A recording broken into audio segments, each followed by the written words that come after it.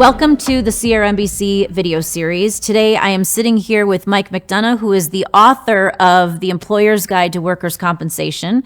And we are going to just start going through some of the specifics in his 70 tips for saving money and increasing your profit by managing your workers' comp claim. Mike, I just want to jump in. Chapter 1, reduce claims cost with cameras. Go. Well, that's an important one because if you have cameras, it will actually show whether the injury occurred or how the injury occurred.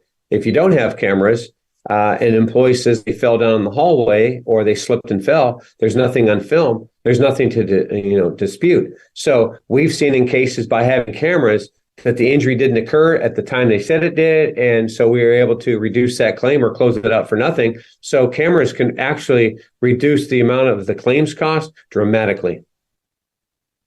We're going to do a series of short videos just like this to touch on maybe not all of Mike's 70 tips, but we're going to touch on many of them. So this is the first tip on cameras. What have you seen in with your members, actual times that having a camera or not having a camera impacted their claims? Okay, so we had a situation where an employee said that they were emptying trash and that the gate had swung and injured his arm, smashed his hand. So we went and looked at the film, and yes, we saw him emptying the trash, but the gate didn't move.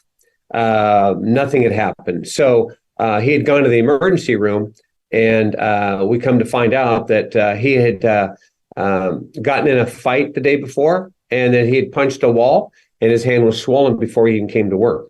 So, by looking at the video camera and the footage, there was no swinging of a gate when he said that happened, and there was no movement whatsoever. We just saw him empty the trash, and he walked away, and he was fine. So, in that instance, we were able to say it was non-industrial, so we had no claim.